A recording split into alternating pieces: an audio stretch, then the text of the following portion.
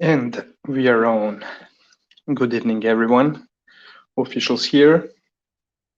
Corruption is in boxing is currently not here, not available, but it's very possible that he joins in later down the stretch. Hold on. Okay. Okay, I shared the links. Anyone who wants to help the show, you can do the same. Let me put on a banner. Yeah, so we are going to talk about the trilogy in between Tyson Fury and Deontay Wilder, and a few words as well about some fights that took place on the card, the same night, the same card. Just give me a little second.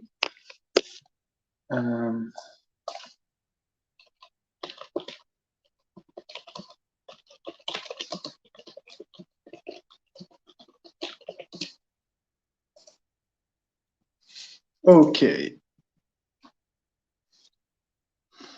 First of all, how you enjoyed the fight and how you saw it. Okay, before talking about the main event, let me just get in a few words about FA Jagba versus almost said Ortiz versus Sanchez, as well as Berlanga's fight. Berlanga's fight, I was not really paying a close attention when it comes to scoring the rounds, but I really did have an impression that he lost that fight. I may be wrong, maybe I should rewatch it, but it looked to me like he was losing that fight. He even got dropped in the 9th round, but yeah, it just tells you that he has a long way to go before being taken seriously in this sport of boxing. I mean, yeah, hell of a puncher. Couple that with his Puerto Rican fan base, and no doubt you have someone who is going to put the asses in the seats. But as far as his skills go, his boxing goes, not that good, man. And the last time during his last fight, I mean the show we did after his last fight, or when he struggled against his opponent, was it Anderson, if I'm not wrong? I'm not sure 100%. I think the guy's name was Anderson, but yeah, he was a guy, his opponent in the previous fight, that could do, he was able to do a bit of everything, go on the inside, move around, use the lateral movement, and it clearly showed me his limitations. But at the same time, I clearly saw in that fight that despite him struggling and having a lot of technical deficiencies, that he was trying to make some moves. He had the right ideas on how to defend from punches, etc.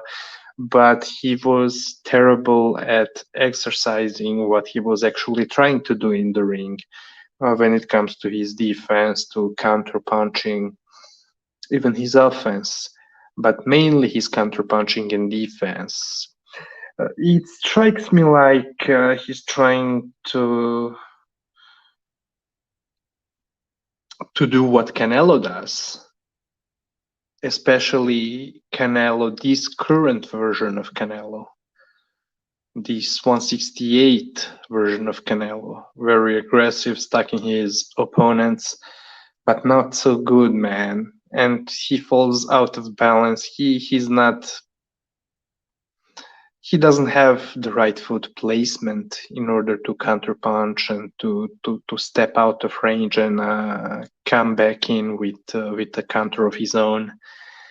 Really struggling. So comparing to his last fight, I was at least hoping to see him show me at least some minor improvements, but there was none of it.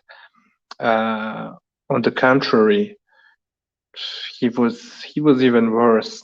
But truth to be told, I was analyzing much more deeper his previous fight. So this one I only watched it live, and so I may be wrong about it, but terrible, terrible performance from Berlanga.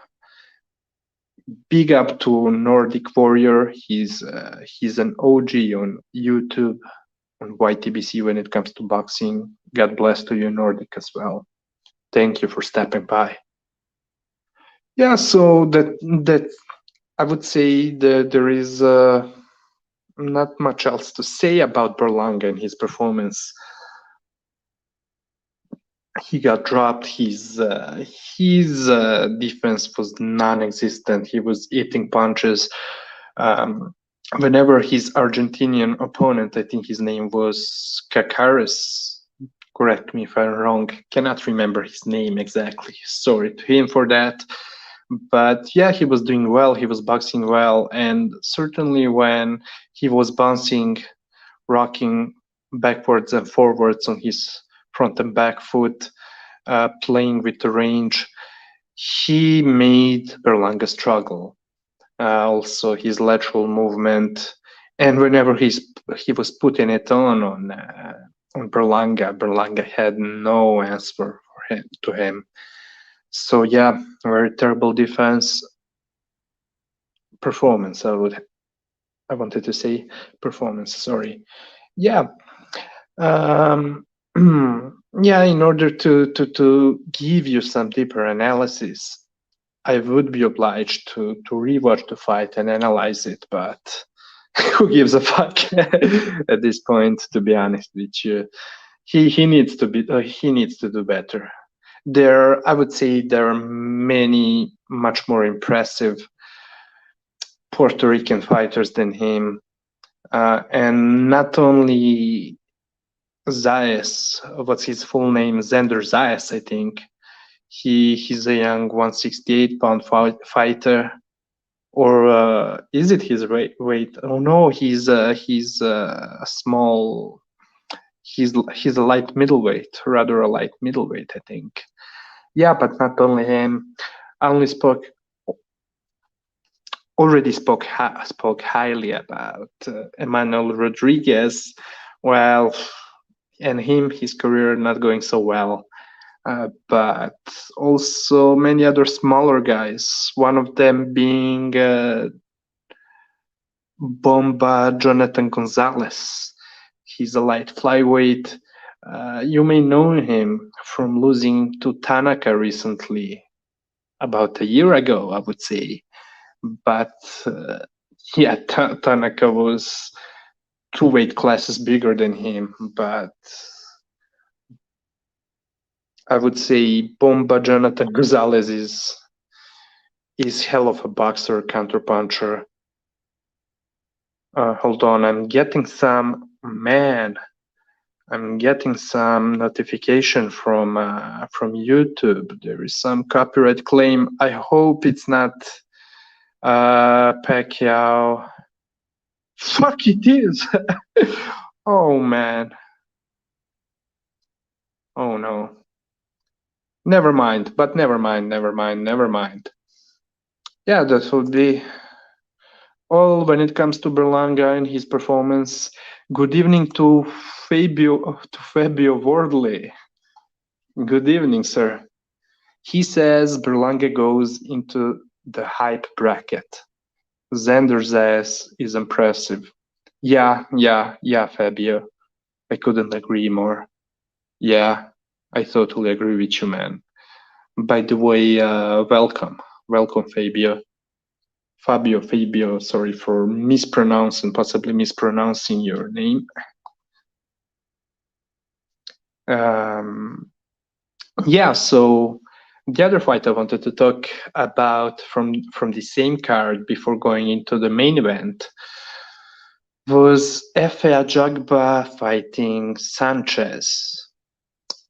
His full name, Luis Sanchez, or no, cannot remember now.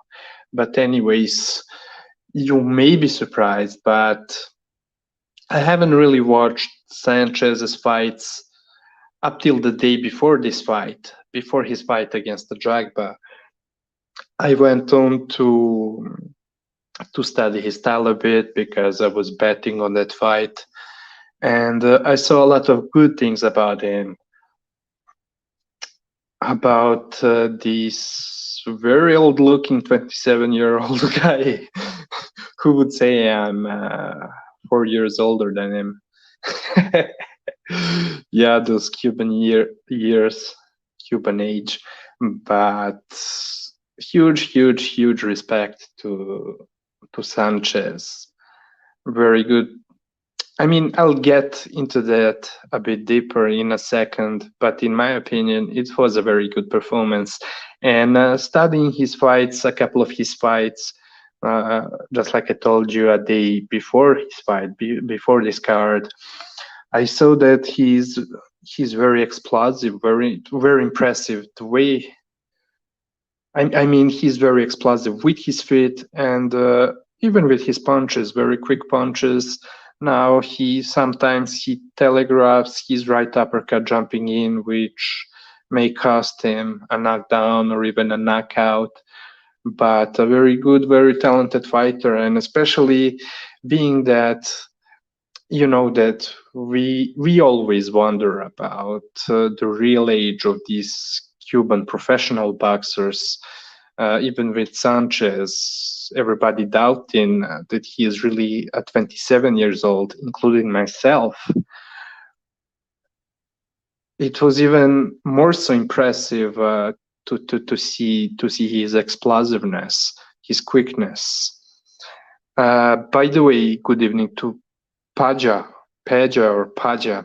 He says, hi official and the chat. Hi Paja. Big up to you as well. Yeah, Ajagba. Now, Ajagba, it was kind of the same thing. I haven't seen a lot of him, a lot of his fights, many of his fights before this fight. I mean, I caught live a couple of them. 2 or 3 of them, was never impressed, especially that one that he had, not the very last fight, but a fight before his last fight. I mean, 2 or 3 fights ago, a 10-rounder where he went the distance with the American guy. Oh, big up to B-Space. Hello to you. Bonsoir, B-Space. Bienvenue. Yeah, but anyways, Ajagba, look, he has the right ideas in the ring, but he's so, let me quote Mayweather Jr., straight up and down, no special effects, and that suits him so perfectly. I mean, he's looking for that one to place that big overhand right. He's a classic 1-2-3 type of fighter, but yeah, very easy to read, very robotic, extremely robotic. And by the way, analyzing his fights, so I was surprised when I saw his fight from about, was it 3 or 4 years ago? I would say from 3 years ago. I think it was from 2018, where he was fighting a German guy, forgot his name, a short, chubby guy, the Turkish guy that's fighting out of Germany. His name is on top of my tongue, but cannot remember it. Well, in that fight, knowing Ajagba for being so robotic and slow, actually watching that fight surprised me because he was a pure boxer there, and he was moving all the time. He was pumping that jab nonstop, and unlike nowadays where he throws the jab just to break the opponent's defense in order to, yeah, Ezzy, and And good evening, Ezzy. Yeah, the Mirazin. Thank you a lot, Ezzy.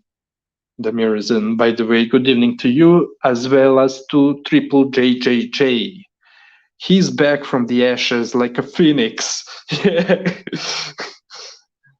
Triple JJJ saying, "What up, my Triple JJJ nation? What up, my Triple JJJ army? I will be back." Big up Triple JJJ.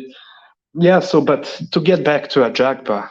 Oh, before going back to Ajagba, good evening to the Quags as well. Vokative Cupcake. Oh, some low blows aimed towards Triple JJJ, but I'll stay out of that. Anyways, Ajagba, yeah, in that fight against Demirezen,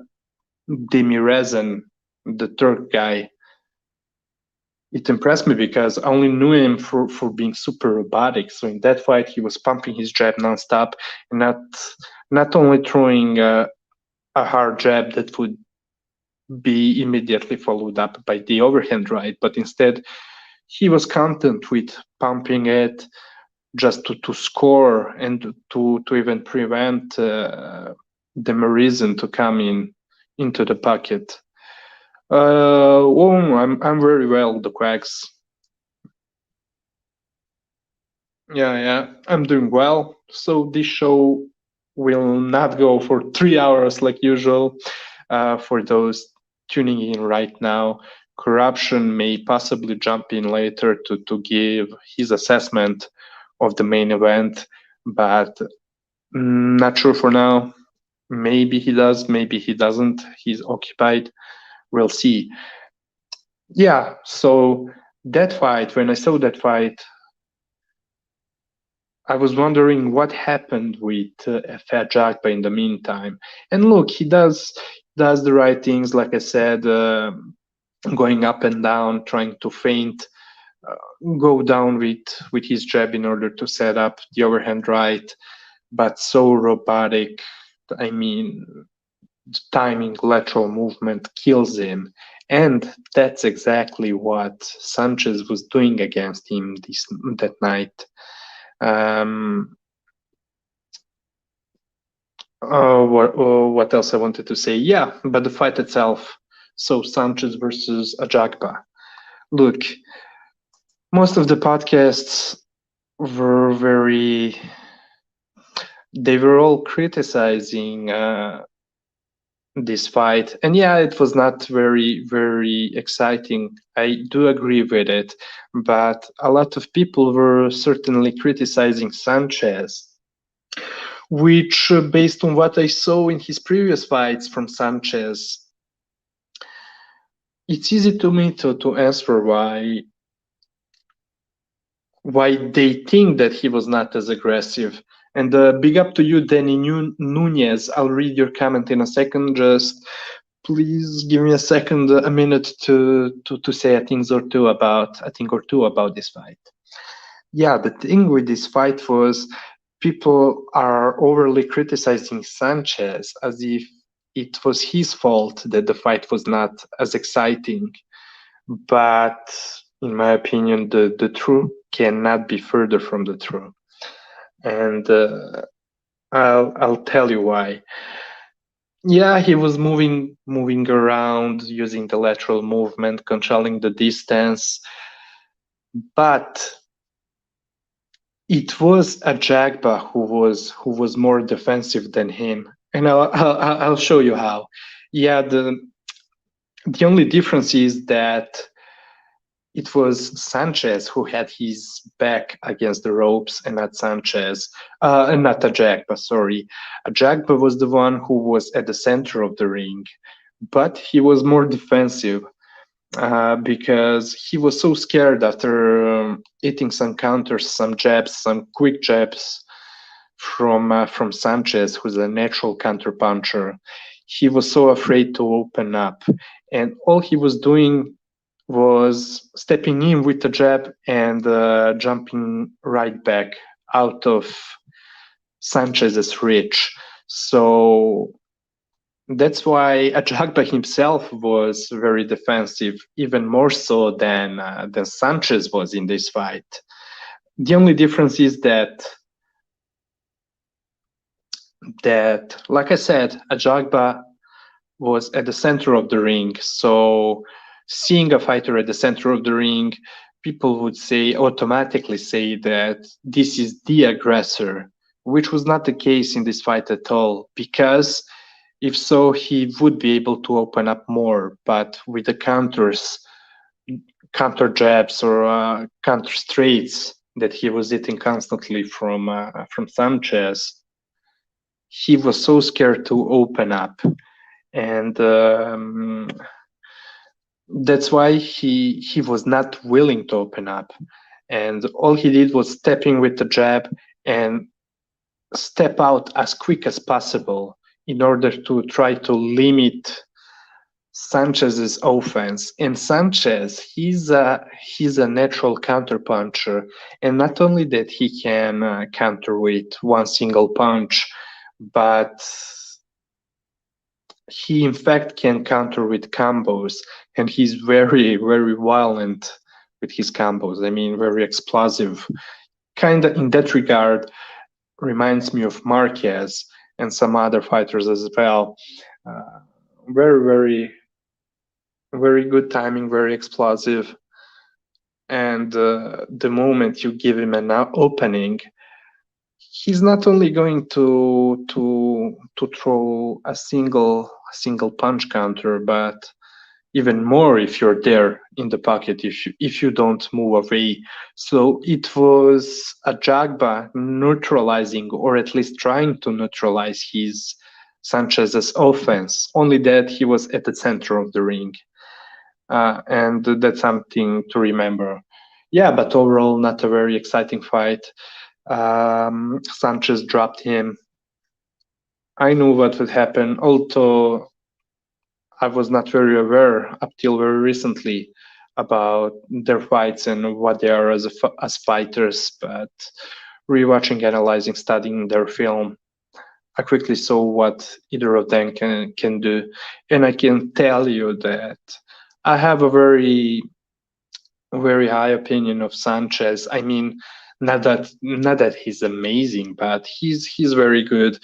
Now, I haven't spent hours and hours in order to study his style and see how far exactly he could go. But I would tell you he's a very nice fighter, and we'll see. Hopefully, his next fight is a more an even bigger fight, so it will give me a reason to study him closer and to see just how far he can go, in my opinion. And let's go to the main event. But before that, let me give a shout out to Danny Nunez. Sorry, Danny. Danny Nunez, Andrew Stone, as well as Wayne Coonery. Big up to all you guys. Thank you for being here. First time here, seeing you here. Yeah, so my name is official. Corruption in boxing may jump in later, but we'll see. So let me go back to what Danny Nunez said. What do you think is next for both Helenius and Kovnatsky?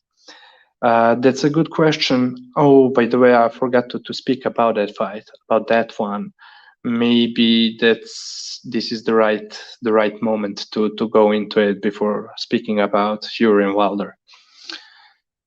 I don't know, honestly. I was not. I have to be honest with you, Danny. I have such a low opinion of this current heavyweight division, and this division is supposed to be a golden age of the heavyweights, but I cannot disagree more personally. So I was not really following the careers of Kovnatsky and Helenius. I mean, all I needed to see from Kovnatsky was not only the first fight where Helenius took his head off, but also his performance against what's his name, the guy that Reese fought as well, that Wilder fought, uh, the Latino guy, Chris Ariola, yeah. In my opinion, again, I was not studying that fight neither, but watching it live, I remember Ariola being much tighter in the exchanges, much more compact than him. And I saw him winging his punches, getting out of balance, and Chris Ariola was a much sharper boxer than him. It was an exciting fight, but I don't know. I was not even scoring that fight. Cannot remember it properly, but I thought that Ariola was winning a lot of rounds, and I'm if I go and rewatch that fight, don't be surprised if I get the impression that Chris Ariola was robbed.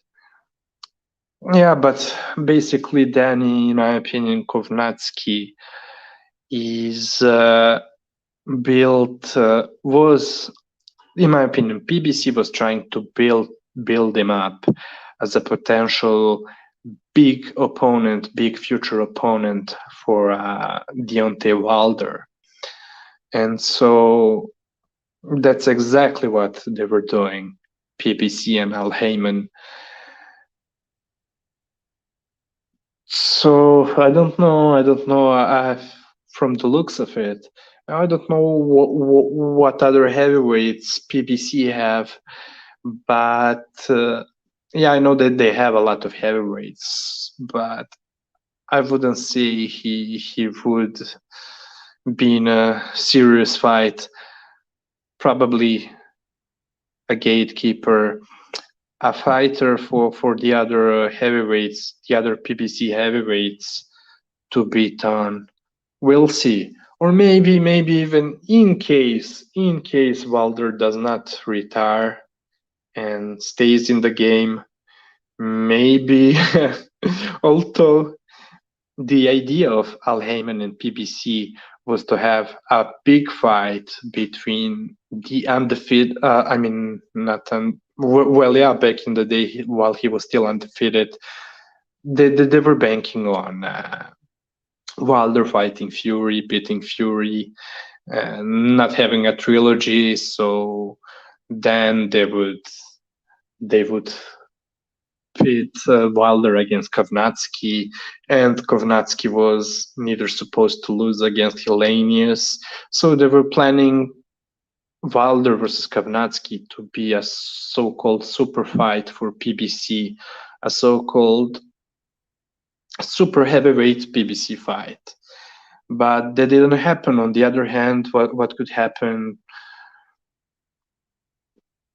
Kovnatsky, on the other hand, can still fight Wilder, but being that both of their careers are taking a different direction, he may be used for Wilder to kind of try to revive his career.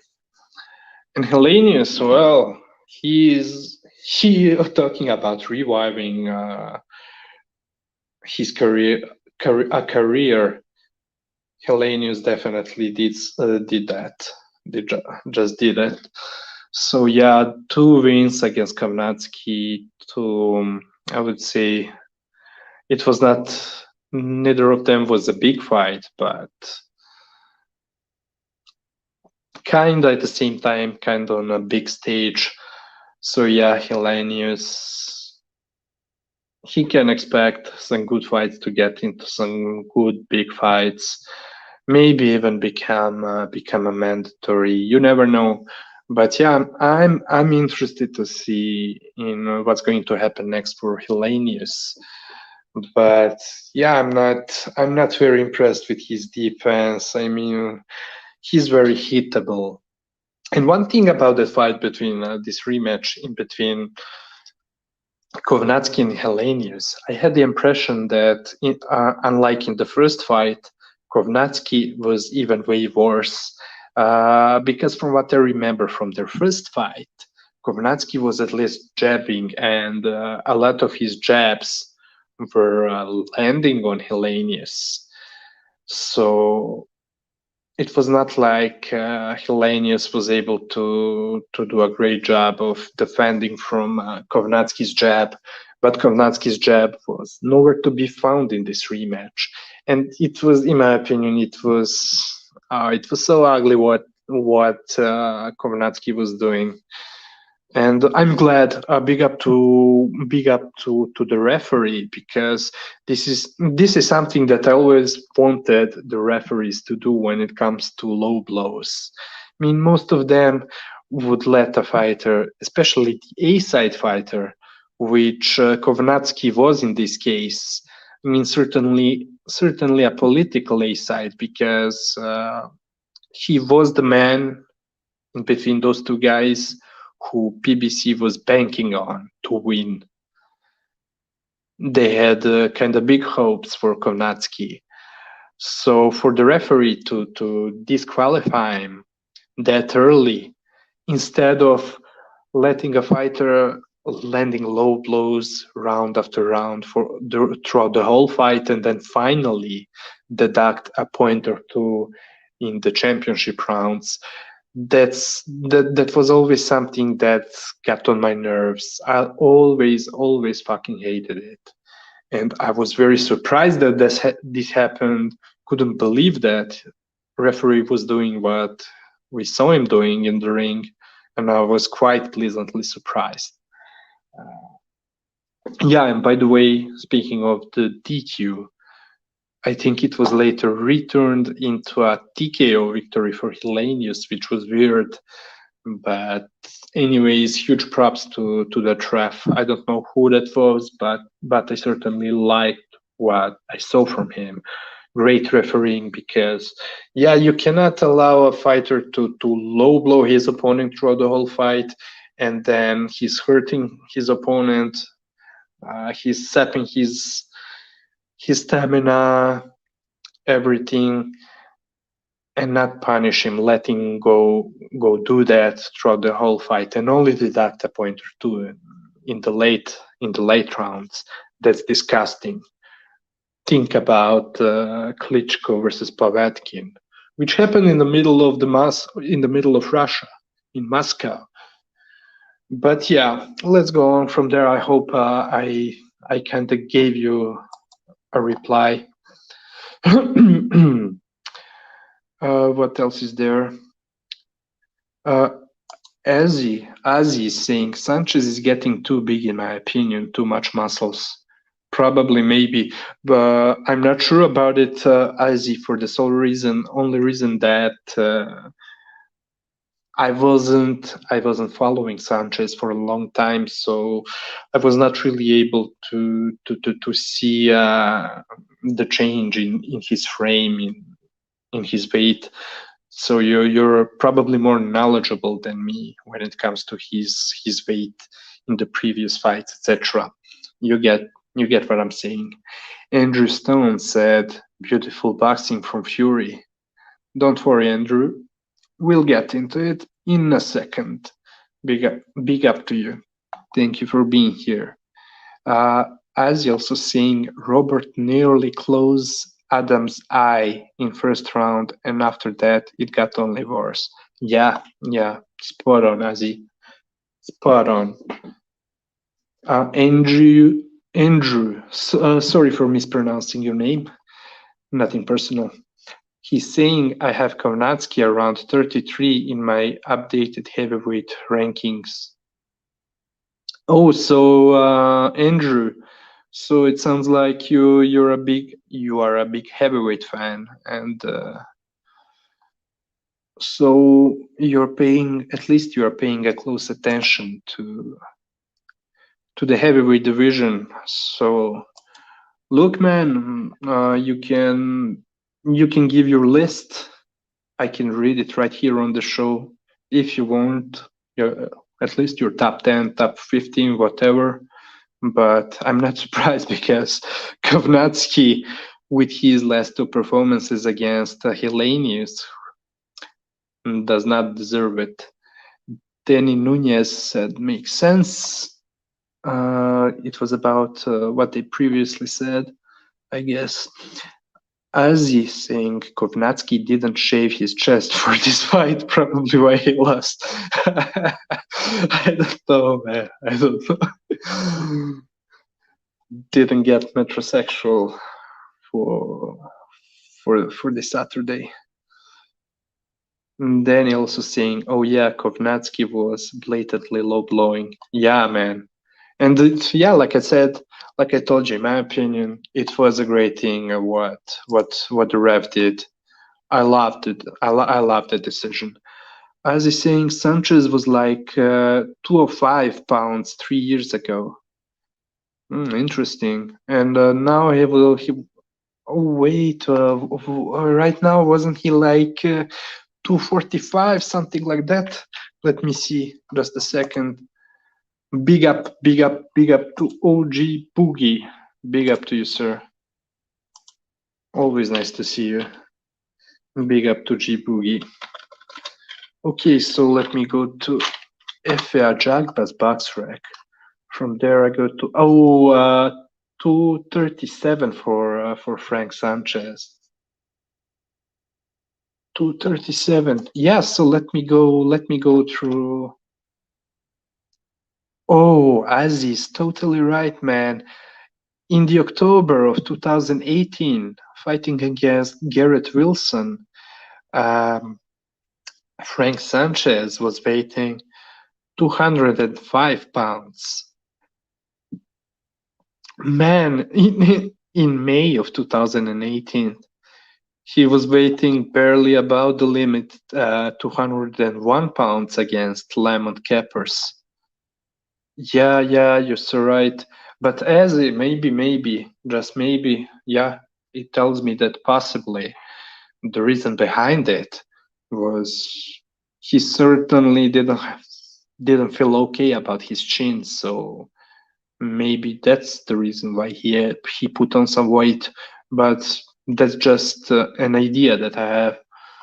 It looks to me that way. Of course, I may be wrong, but that's the first thing that pops into my mind when thinking for a reason for that.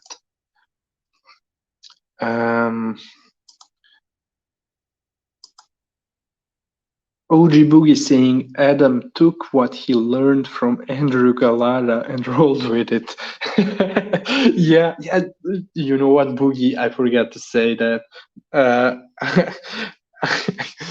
I wanted to say the same thing minutes earlier when I was talking about the fight. Yeah. Damn right. Just like Gallara. Oh man. What's up with the Polish fighters and the low blows? As is saying, Sanchez putting on so much muscles. So much muscle zone is the question. Is question under Reynoso. Oh yeah, so yeah, I think I heard from someone that Sanchez, but I'm not sure. Ezzy, can you confirm it to me? So Sanchez is training with Reynosos, right? Because I think I heard of it a day or two ago, but had no idea who he was training with. Because even when watching his fights the other day, I was never paying attention to what's happening in the corner. I'm always skipping what's happening in between the rounds. Danny Nunez saying, it seems this polls take hello. Oh, I don't know what's happening. I don't know. Hey, but I can tell you what's his name? Big Baby Miller. He's a so-called black pole. He's not low blowing, right? Cannot remember, but for sure doing some other things. As he's saying, yes, Canelo even spars with Sanchez. Oh fuck! Oh yeah! Oh Well, yeah, in that case, you can only guess how he gained those 30 plus pounds, but it is what it is. Let's go to the main event. I have my lemonade here, replenishing my gas tank. Yeah, so guys, what you thought about the fight, the third fight? To me, in my personal opinion, there was no need for this third fight. Although, of course, being that Deontay Wilder, Deontay. Oh, if OG Boogie was here, he would perfectly do that voice from the creator of Wilder's Mask, Ring Robe, Deontay. Yeah, but the main event, man, I don't know. Certainly before this fight, I was thinking there was no need for it because we saw what happened in the second fight. Now, already in the second fight, there was a lot of dirty, sloppy work from both of them. Dirty, sloppy, and also illegal work from both of them. And yeah, but at the same time, it's not illegal to use your weight to lean over your opponent. But what is illegal is to hold all the time. And also as well, there is a fine line in between the clinches, the clinching, and holding, and what is allowed in there and what is not allowed. So yeah, but I must say that in the second fight, in the rematch, Tyson Fury was much better physically prepared than for this third fight, and it was visible, but great performance. I mean, I would not really say fantastic, great performance, but huge heart was shown from both of them, and I do mean both of them. But it didn't surprise me because I already saw it in their previous fights, and I'm not only talking about the rematch, but their other fights. Both of them showed heart many times. Let's go. Let's start with the antes. So yeah, I thought that it was crazy what was happening in the first Ortiz fight. I mean, I know that it took place in New York, and after what happened a couple of years ago there with Magomedov, who was fighting not Takam, but what's the other Cuban's name? Forgot his name, but you know that Magomedov finished in coma, etc. It was terrible. So the New York Athletic Commission, decided to let the ring doctors intervene at the beginning of the rounds if they think they need to do it. But the thing with it is, man, it's even worse for the hurt fighter, because you're giving him time to take a breath, but not enough breath to be fully ready. Just what you're doing, you're just letting him take a few breaths, and then it's back to him getting his brain beaten out of his skull. I would much more prefer for a visibly terribly hurt fighter to get sparked out with one clean punch, with one punch KO. I do think it's much more safe for the fighters than letting them take the prolonged beatings. And speaking of the prolonged beatings, man, I have a lot to say about this fight, just as I had about the rematch. But give me just a quick second to talk about Fury's heart. Yeah. So no. Let me go back to Deontay. Anyways, Deontay in that fight, despite me not liking what the ring doctor was doing, giving him some time, etc. But despite that, he showed a huge heart in that fight, in the first Ortiz fight, where he really did anything and everything possible to stay on his feet. Um, yeah, so that was the moment I saw that.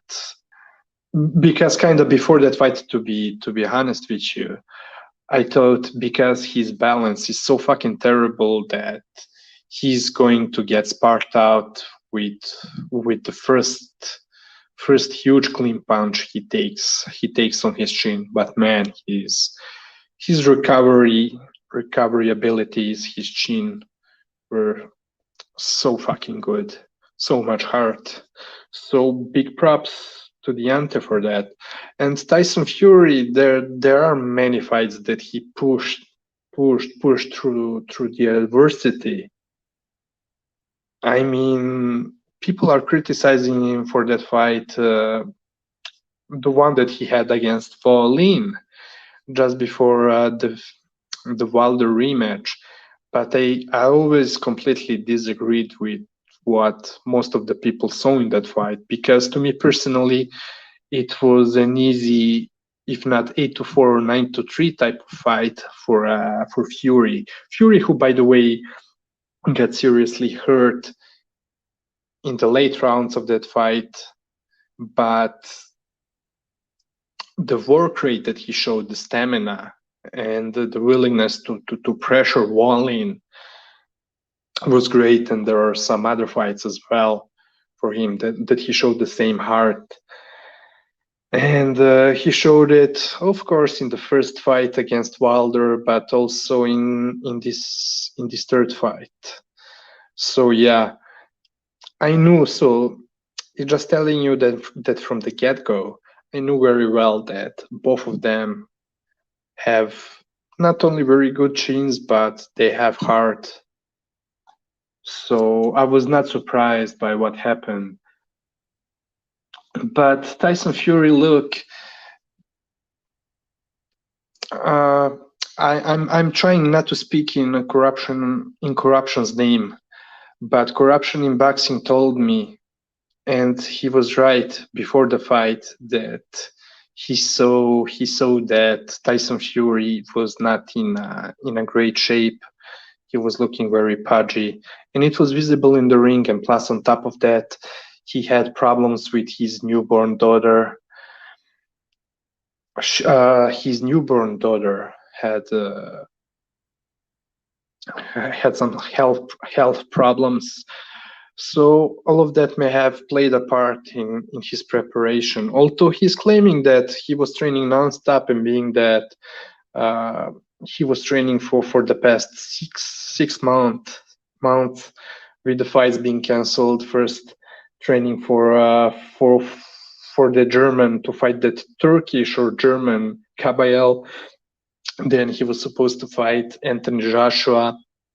Then he was supposed to fight Wilder. Then that got postponed. He basically had 4 training camps in the past 6 months, but you could just see that he was not as sharp. But still, he's someone who has a great ring IQ, and he knew what he had to do. And in some ways, it's even more impressive when he shows that ring IQ, when not when he's in a tip-top shape, but when he's struggling, like he was struggling against Wallin, like he was struggling in this third fight against Wilder in the 4th round. He showed his ring IQ, his chin, his courage, and he knew that he had to close the distance. Now, the fight itself, the first round started surprisingly well for Deontay Wilder, constantly jabbing to the body, certainly wanting to make Fury lower his guard in order to place his right hand upstairs, and he did very well for the first 2 minutes of the first round. But then the moment that Tyson Fury put him on the back foot, it became a different story. And by the way, let me read a couple of comments. Yeah, Azzy saying main event was a fun slugfest. I enjoyed it, but man, Fury was very slow, sloppy, and out of shape. Yeah, yeah, I do agree with you. Totally agree, and I'll get into it as well. Uh, Jay Billo, he's Jay Billo or Jay Bio. Big ups, coup d'etat, taking angles on the boxing world. Thank you a lot, Jay Billo. Thank you a lot. By the way, welcome here. Thank you. Thank you a lot. Big up to you. A big up to Intangible Boxing News as well. He's saying Malik Scott actually had a fair, decent game plan. Yeah, but it it didn't last for a long time, isn't it? but yeah, yeah, he did, and that's something that I thought as well that he was supposed to do, because he's able to stab Fury with a jab. We saw it at the beginning of the first fight, so there was no need to complicate the things to try make Wilder to turn Wilder into Mike Tyson, like they were showing on some preparation videos before this third fight. So yeah, with the limitations that Wilder has, it was the best, the more sure thing, the best possible improvement that he could do to go back to the body, go up and down, which he was doing in the first round, but unfortunately for him, not throughout the whole fight. He quickly forgot the game plan since the moment Tyson Fury put the pressure onto him. It quickly dissolved. He was right back at what he knows to do. Danny saying Tyson Fury was holding Wilder's head and throwing uppercuts like Lennox Lewis. Fury seemed to guess quick too, but the strongest looking shots he's ever thrown. I'll get into that as well, Danny. Let me go just through the rest of the comments. Jay Billo, the Duffus fight, Wilder showed heart. Oh yeah, yeah, that was when he got rocked. Cannot remember that. Oh, corruption is here. Cannot remember that Duhaupas fight clearly, but yeah, Eat a Pitch. Big up to you. A lot of new names here tonight. Thank you for being here, guys. He's saying Wilder is a low-life piece of garbage that can't box and fell on his face. Wilder face planted and has went into hiding again. Andrew saying Eat a Punch, put some respect on Wilder. Okay, okay. We'll get into that. We on this show here, Corruption in Boxing and myself, we had a lot of bad things to say about both of them as well. So we may get into it. But Duhaupas can bring about being the only Wilder opponent to not be knocked down. Yeah, yeah, Paja, good point. But it's a bad look for Wilder. That. Okay, so Corruption, are you here? Yes, can you hear me? Yes, I can. Good evening, bro. Yeah, how you doing? All right? Yeah, very well. Thank you for jumping in because my throat is getting so sore, so Yeah, needed a little break. yeah, it's been a sort of a protracted, problematic day, but better late than never. Yeah, but like I told you, in case you're pressured, if you're very busy, don't worry. I'm holding it down. But by the way, Cool. you may have heard, but I just started talking about the main event. So, what are your thoughts? Good timing. The see with rematches, it's about adjustments, and the onus of the adjustments is specifically the fighter who may have been beaten in their first or the second fight, depending on whether it's comprehensive or not. So for Deontay, the onus of the adjustments rested sort of solely on him. Whereas with Fury, he was in that sort of twilight of uncertainty because it was such a conclusive, decisive victory in the second fight, albeit all the allegations, but nothing was invoked in court, so that's irrelevant for the time being. So with Fury, given that he had implemented the blueprint to have beaten Wilder effectively, and we know with him he tends to suffer with inactivity and a lack of motivation. When he's actually an underdog, he seems to fight a little bit better. He seems to train a lot harder. And for this fight, both of them had a protracted amount of out of the ring, both of them, given the delays and the negotiations and the arbitration. With Fury, whether he suffered contracting the virus twice, we don't know, but that's what he's claimed. But then he's had issues with the birth of his child and being in hospital for 2 weeks. So there's no doubt he's had a problematic training camp, and that coupled with a lack of motivation, given that they were negotiating a fight with AJ, and the Californian arbitration had ruled that Wilder had a legitimate claims for a rematch, hence the third fight. So Fury's momentum has sort of dramatically shifted across. But looking at he was definitely fit, in shape, but obviously he didn't quite have the physique and the definition that we know that he had in the second fight. He kind of looked a little bit sort of skinny in the arms, but there was a tremendous amount of sort of body fat, and his weight was a little bit up. But if you minus the Mark Calloway hat and the shirt, he was roughly about the same-ish sort of weight, but probably carrying a little bit more fat and sort of water weight. Wilder, we know that he'd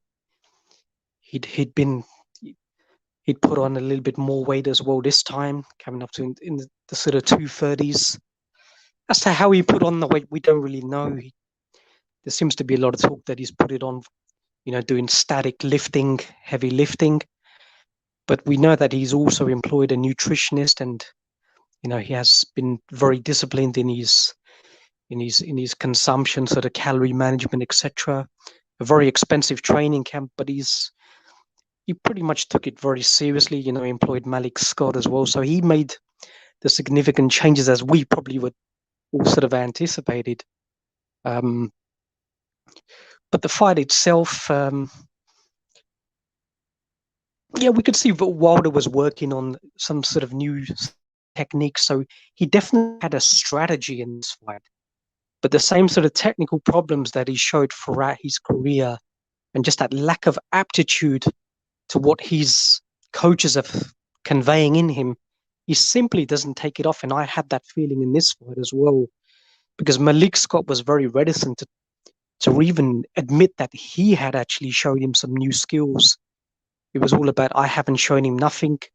It was just that egotistical Wilder almost claiming that the skills were always inherent within him, but Malik Scott just simply helped to sort of unlock him from his repository, which is absolutely nonsensical.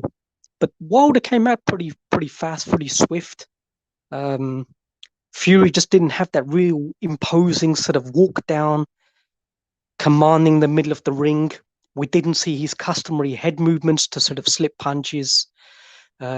His defense in this fight was very much just smothering Wilder straight from sort of round one. He was kind of employing what Josh Taylor was doing against Ramirez, and those tactics I didn't like. All those people that were raving on about Josh Taylor, maybe they were pragmatic in the long run, but you can't be clinching your opponent or initiating a clinch when you're fresh straight away, just to smother the attack of somebody who can fight a little bit better than you at sort of short range. So yeah, jab into the body, and that, especially against a fighter who may appear to have been not really at his optimum. try and initiate it, maybe with the extra weight, with the drag factor as well. I think his best chances were on a early knockdown. Try and use some explosive speed. If you've got the extra weight, that's where the advantages are going to be. Um, so yeah, so it wasn't a bad start. We pretty much expected Wilder to come out pretty fast. Um, but it was, for me, official. For all of the fight may have been effervescent with shifts, pendulum shifts, that sort of dramatic sense, that barn burners that sort of appeal to all of us as boxing fans when we're pretty much sick of a predictable fight, a fight that's not competitive.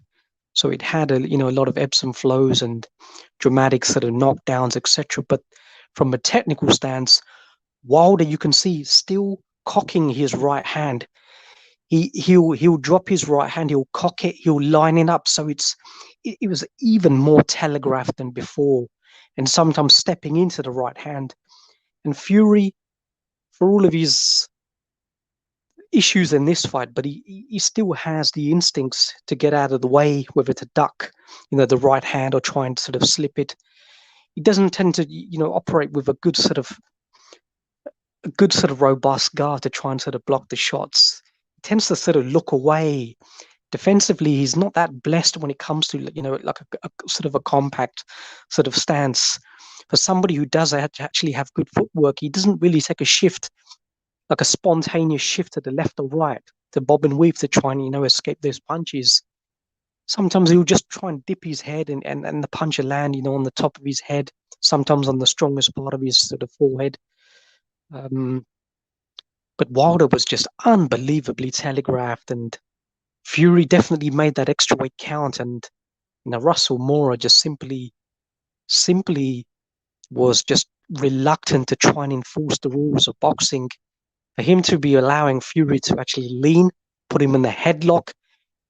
He was, in the second fight, he was using his elbow and leaning on the back of Wilder's head, and that definitely does contribute to a fighter's, stamina from depleting. That coupled with the punishment they're taking, but in this fight, so for Wilder to talking about that, the extra weight was going to be beneficial for him in those clinches, that's poor strategy. You want to try and avoid those clinches because he doesn't have any ability to fight on the inside. So all he was doing was, I guess, in retaliation to Fury holding, he was just simply rabbit punching throughout. So those clinches were just nothing but, for me, it was just a horrible fight in that sense. It was something that Vince McMahon would have been proud of at the WWE. There with the amount of sort of wrestling that was going on. I think where Wilder was actually very good is when Fury had him up against the ropes. So when Wilder is actually constricted, has minimal, that's when he's untelegraphed, and from there he would explode with 2 or 3 straight right hands. So when he's not stepping into the punch, or he doesn't have time, or Fury is blindsided by his body weight, Wilder can definitely then actually land those punches, and that's when his explosive nature actually has some benefits. And Fury, given that he's tangled with Wilder at the ropes, he doesn't have the opportunity to try and slip out, try and break out of the clinch. Wilder was able to hold him with the left hand and just land those right hands. So that's when he was actually having some success, when he was trying to spin out of the clinch and then try and land some explosive punches towards the end of the round. That's when he was having a little bit of success as well. But for Fury, I was surprised he didn't employ his left hook, because Wilder kept circling into Fury's right hand, which, what the hell was Malik Scott not even telling him that? So we saw, nothing but technical and fundamental problems with Wilder still. Those deficiencies are never going to change, irrespective of who the trainer is going to be. This was really going to come down to a slugfest. Both of them were just teeing off haymaker right hands, just trying to knock each other out. And for that, we've got excitement. But for the purists and those who like technical boxing, probably like me and you, official, I didn't really enjoy the fight from that sense. I thought it was a horrible, horrible fight from a technical standpoint. I didn't see a hell of a lot of variations in punches. Fury had opportunity after opportunity to have disposed of Wilder, who I think was finished from round 6 onwards. But Fury's left hook went missing when Wilder would try and dip, not even use the high guard as well. He would just try and sway to Fury's left. Fury had opportunities with a left hook, double left hook, right hand. That would have took Wilder out. But sometimes on the clinch, he used an uppercut. Straight after the uppercut, if he'd actually employed a couple of left hooks, I think that probably could have ended it. But yeah, I don't know, official. I think definitely the second knockdown didn't look legitimate to me. That was a punch at the back of the hand, and it almost appeared Wilder had actually pulled Fury down to the canvas as well. So how the hell that was called a knockdown? But I haven't seen the fight from live, so I don't know whether you had, but it didn't look like a knockdown to me. So it really shouldn't have been counted as a knockdown. But yeah, I think Fury just took an eternity to actually finish Wilder. He could have done it from round 7 onwards, but both of them had looked, depleted and just, relying on just sort of injections of momentum. Both of them a little bit.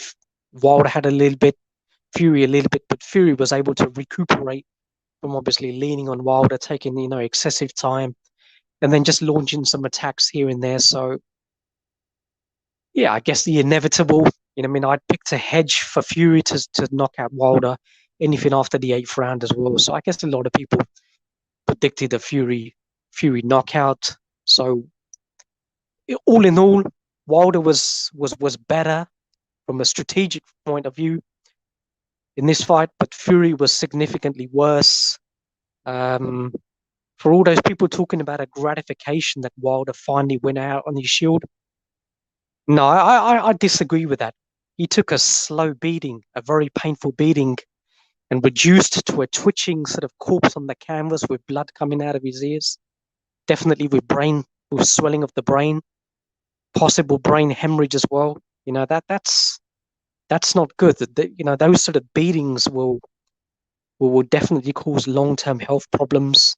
So you're going to be remembered for just taking consecutive beatings rather than winning a fight and employing sort of good strategy and tactics and learning your craft over the years and not fighting a plethora of cruiserweights and super middleweights and light heavyweights and journeyman cruiserweights. So this is all a culmination of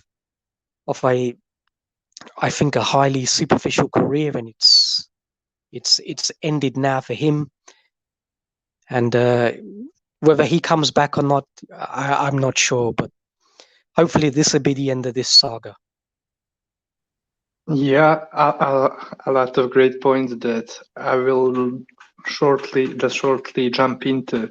But I have to say about the knockdown that Wilder scored that you mentioned a moments ago. I think I went on to rewatch that sequence, and from what I got from that sequence was that it was kind of delayed reaction because Wilder caught him at mid-range with that clean right hand while Fury was stepping in, and so he got him on the arcade over the eye on the forehead, and it was kind of delayed reaction. It took a few steps for him to go down. Yeah, kind of Wilder kind of pushed him down as as Fury was looking to hug Wilder, and that's kind of he went to the canvas. But yeah, a lot of great points. One of them that you also told me, you repeated it on the show a couple of minutes ago, but you also told me just right after the fight, was that Fury's main defense in this fight was, and certainly after the second, third round, was him clinching and holding. And surely it was because he was not as well prepared as he was for the rematch. Because in the rematch, the first, what round was it stopped at? Can't remember. Was it the 9th round, something like that? Well, throughout the whole rematch, the whole second fight, he was able to play with the range, to pop the jab, and to counter. And just like in the second fight, here in the third one, in the first few rounds, what Fury was doing very well was countering Wilder with his jab, with his own jab and with his long hooks. So that was what was preventing Wilder to follow up his jab with the overhand right, and many times caught him really cleanly, really well. I think that's exactly what sapped Wilder's stamina very quickly, hitting him in the jaw so early from the second round on. Clean, really clean left hooks, left jabs. But yeah, kind. I don't know, man. But but after the third round, fourth round, especially when he got hurt, he went into clinching because he had to preserve himself. He knew that he was not in shape to keep popping that jab and the left hook from mid range, jab from long range throughout the whole fight, and that he can get clipped. And to me, that was the biggest difference between the second and the third fight. Tyson preparation, because if he was in a better shape, he would be able to do the same thing, and there would be no two knockdowns from Wilder. Yeah, push him. The key was we saw Wilder couldn't fight on the back foot. So if you're commanding the ring and you've got an imposing sort of authoritative jab, because Wilder then can't counterpunch because he steps back with the wrong foot. So when his feet are almost square, what can he do? He can't do anything then. He can only turn his left shoulder sort of 45 and try and fire the occasional sort of speculative right hand. And Fury took those right hands well, but here he was actually on the back foot and trying to evade, those short sort of stabbing lead hands to his body, which kept him back. So the speed and the momentum was with Wilder. So Fury couldn't really, he couldn't really dictate the tempo of the fight. He couldn't be the ring general, which he needed to do straight away. Otherwise, the fight would have ended a lot sooner. But credit to him in one sense, he weathered. He allowed Wilder maybe to thinking he's a lot heavier. He's going to be, maybe he punches harder or not. We don't really know. So Fury thinking maybe a little bit more patient, try and tire him out a little bit. The excess weight for somebody who's got very thin legs, he doesn't really have that fortification. It's going to become a drag. It's going to be lactic acid. So later on, the opportunities will arise, and he took them. And yeah, by the way, among all the people in the chat room, I forgot to give a shout out to Recognize the Matrix. Big up to him and his channel. Find him on YouTube as well as Fight Film. But yeah, to go back into this fight, I mean, like I told you, Wilder, he had a game plan. This fight, he finally had a game plan, and it was working well while he was respecting the game plan.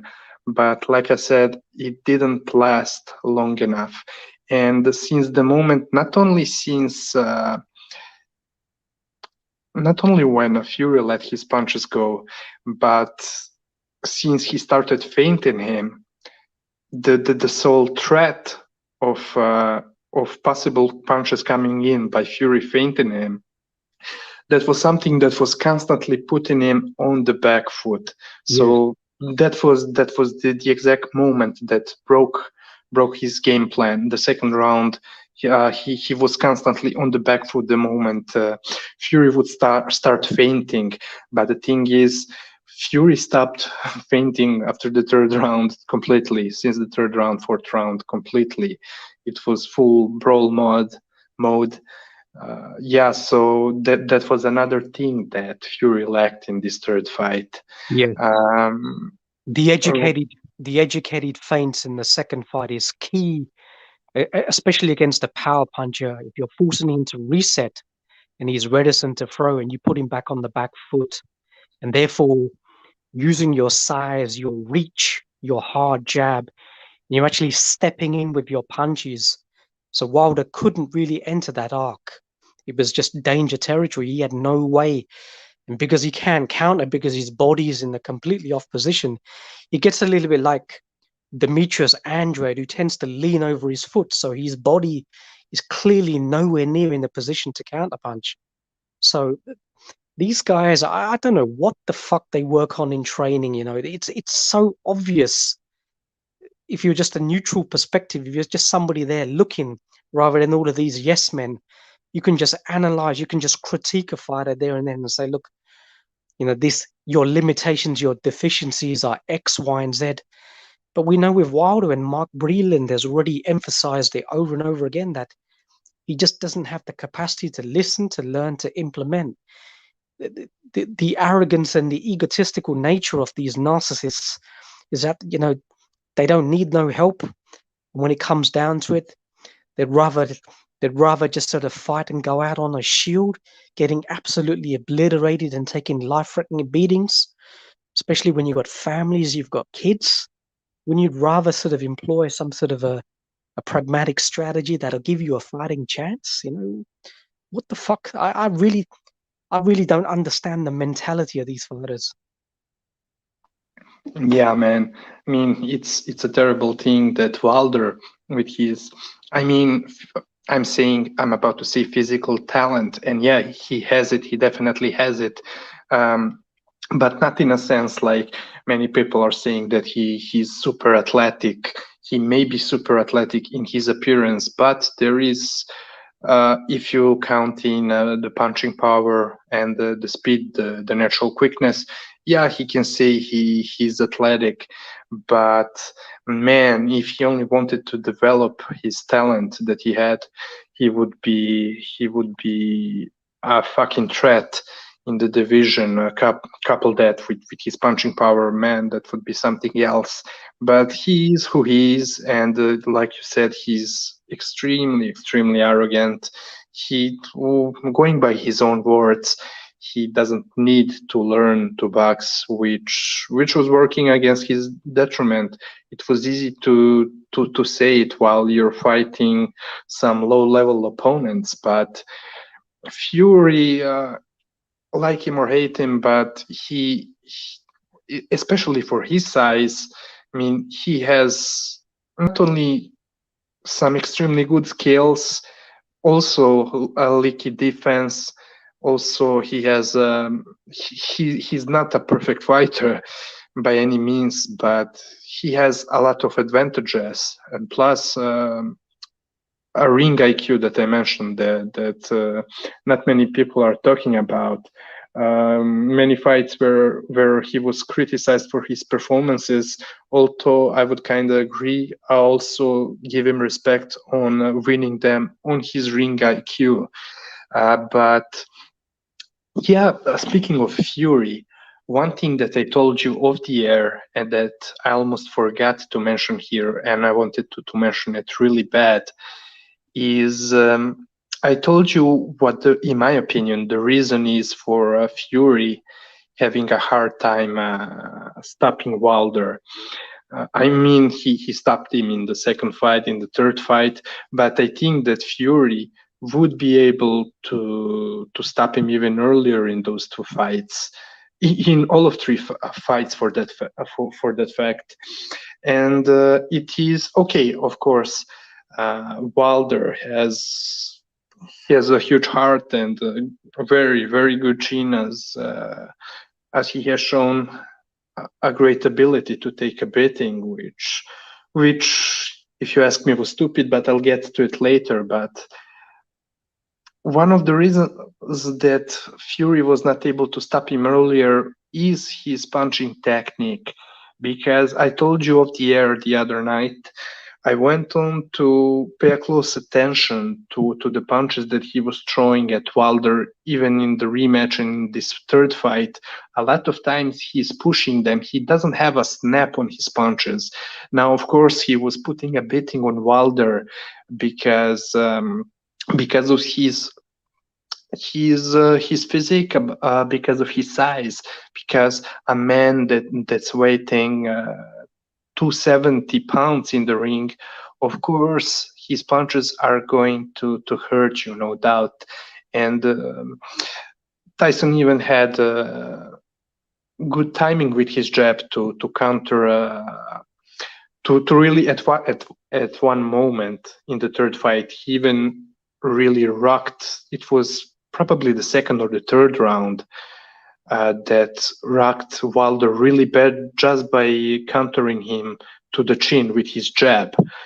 But like I said, like I'm saying, he's pushing his punches. If you go and watch his punches, the sequences where he's landing punches on Wilder, sorry, in the second or the third round, he's pushing them. He doesn't really have that snap. So I would say if he was lighter, even 10, 20 pounds lighter, if he was 240 to 50, he would be able to hurt him much worse and score many more knockdowns if he had more snap in his punches. But Yeah, yeah, it's the power is simply by virtue of the size of his frame, his bones, and the size of his fists. You know, he's a Goliath. He's a behemoth, a very big man. So it's the weight behind the punches rather than punch technique or being naturally like a concussive puncher. He's a street fighter, a brawler, like a his father talks about it. He's a bulldozer. So he's going to use the classic big man. He's going to big man you in the ring, and that's essentially his style, and it's effective for him. He does have ability. He can make adjustments. He can go and fight on the inside, as we've seen before when he's in trouble. When he's fighting against little men like Steve Cunningham, when he was having initial trouble early on with the speed and sometimes the elusiveness for smaller men, he thought, fuck this, let me just try and walk him down on the bigger man and just knock him out. And that's effectively what you've got to do. So yeah, he does have intelligence in the ring, and he can try and understand the dilemma, the predicament, if he is in one, and try and he's when he's knocked down, he seems to have his wits about him as well. He doesn't give the indication that he's the eyes rolling at the back of the head or whatever, and he's stumbling around. So he'll recover very quickly, and he'll proceed and you know get back and land punches and try and sort of make sure that it's not a 10-8. You can get back to possibly even a 10-9 round as well. So yeah, he's a difficult man to beat, definitely from a physical standpoint. yeah. So I want to say two more important things about this fight before I forget them. Now, let's see how good of a victory is this victory for Fury. Wilder, well, like you said, uh, having really, really terrible skills. Skill-wise, he's a D or even E level fighter, but with an A plus punching power in the right hand and only in the right hand, and also that right hand that, like I always like to say, he's telegraphing it from his ring walk. So yeah, definitely not a fantastic fighter to beat, but kind of I would say solid victory, but only because of that threat that is his right hand. And also at the same time, you can even make a claim that there is a big problem if you're such a skilled boxer and you're getting dropped with that right hand that is so fucking telegraphed. So that's my problem with Fury, who no doubt. I mean, I do think that I like his skills more than most of the people, but also no one is talking about his deficiencies.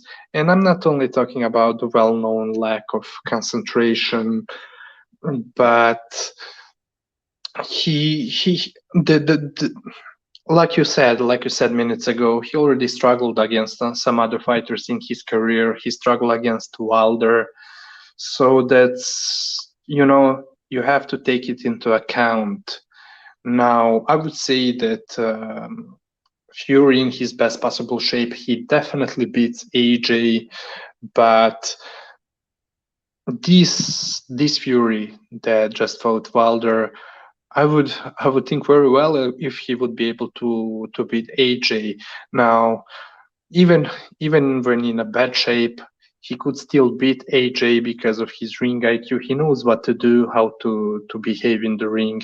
He knows when he struggles what to do, how to change the game plan, employ some other tactics. But let's not pretend as if he would beat everyone and anyone, especially when he's not in a tip-top shape. Now, for sure, in my opinion, he's giving hell any fighter in the world when he's on his A game. And it would be a good question what would happen against Fury because, sorry, not against Fury, against Usyk. But people are going to underestimate Usyk against Fury if that fight ever comes into fruition, just like they were doing the same thing when he was about to fight AJ, and we saw what happened. And we knew, you and me, we know very well, and a lot of other hardcore boxing fans, that Usyk is more talented than any of them, even than Fury, than AJ. But yeah, I would have to think about that fight, how it would happen. But one thing is sure, Fury, in my opinion, if fighting Usyk, is would be able to at least make it seem closer than AJ would be able to do it. So yeah, speaking of a potential fight in between him and Usyk, I'll need some time to think, but at the same time, and you and me spoke about this one also off the air. Fury, so a couple of months ago, he said that he would not fight Usyk, and it was a huge disappointment for me because Fury, it's clear that he's how do you say, what's that expression for the professional boxers? I forgot. It's on the top of my tongue, but the thing is, he's a fighter who is looking for the best, the biggest events, the big money fights, and kind of doesn't really care about his legacy. Beating Wilder, in my book, all three times is nice, but far away for from getting the credit that he's getting for beating him. What else I wanted to say? Do you want to say something, to add something to that?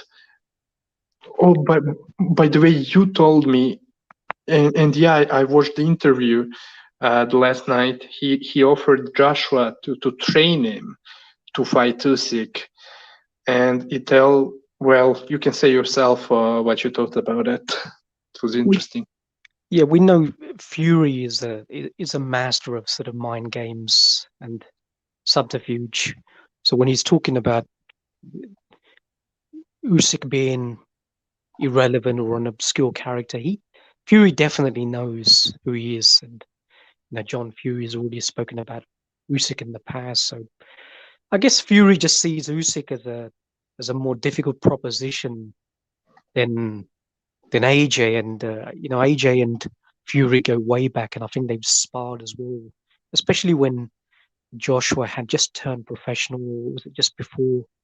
But I think they've sparred a few times, and Fury, I think in the past had complimented him on his ability as a young fighter, saying that he would be somebody who would make an impact. So they've got history there. They kind of know each other, but stylistically, I think Fury sees that as an easier fight than than Usyk, and we can see why.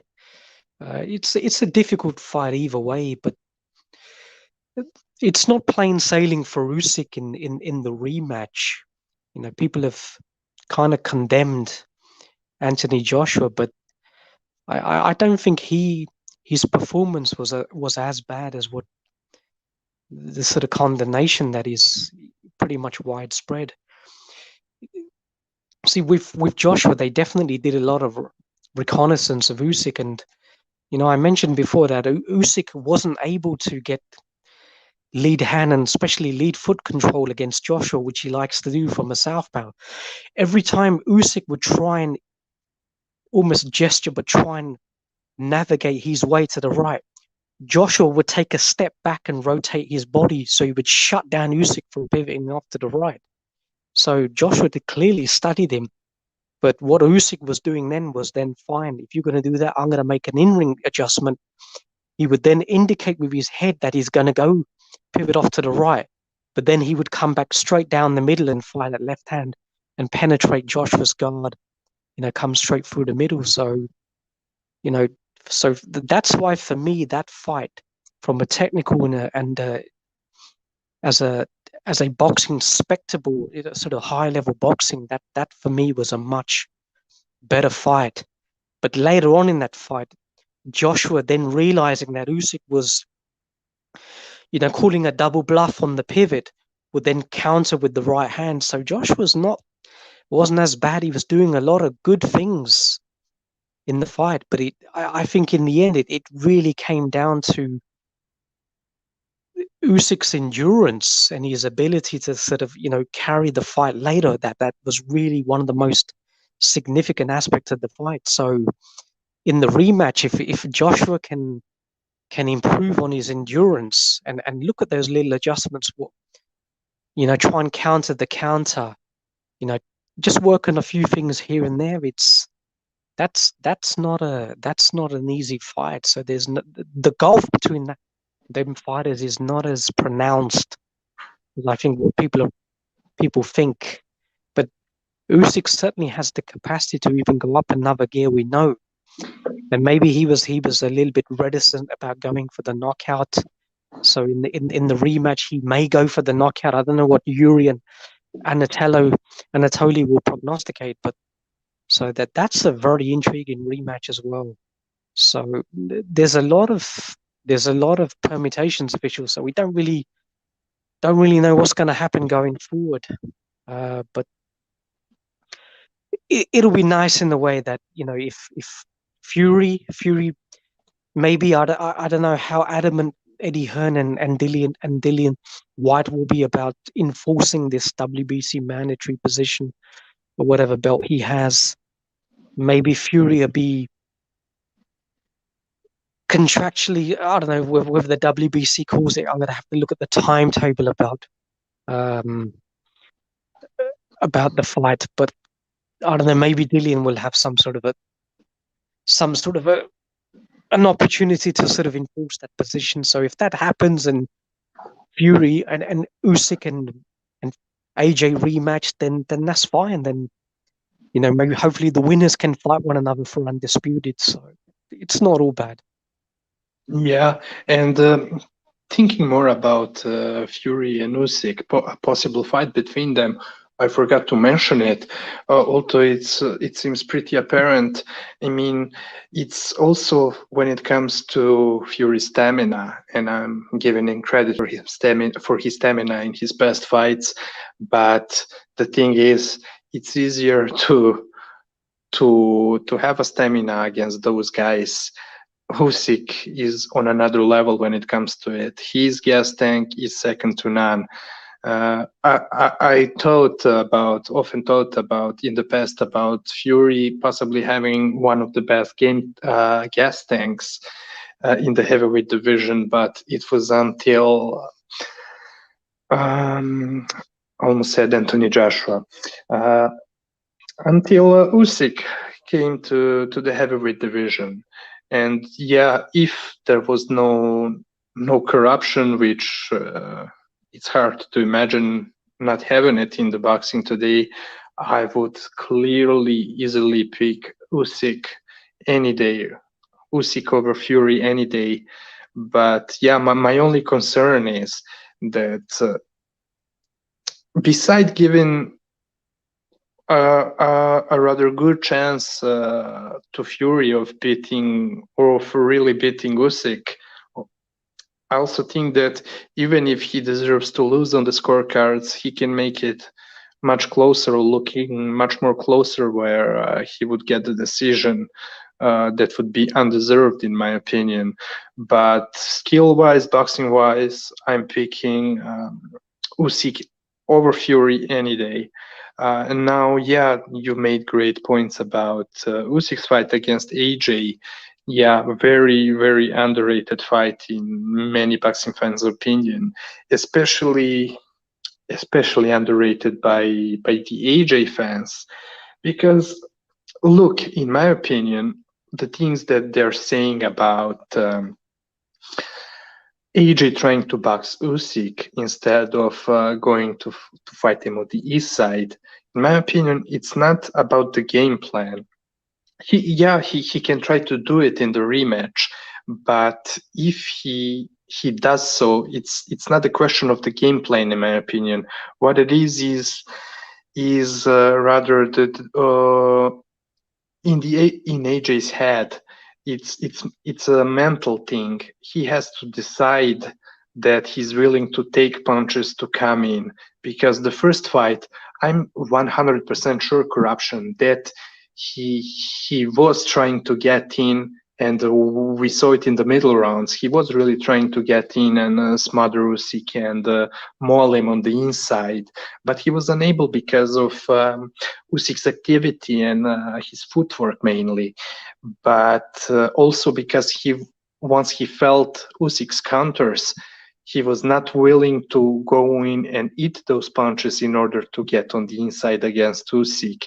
And Usyk, being a fighter, a much quicker fighter with a better footwork, he must be willing to do that if he wants to stay on that game plan of mauling Usyk on the inside. So it's not. That's why it's not really problem with his game plan, because I'm sure he wanted to do it. It's a mental thing.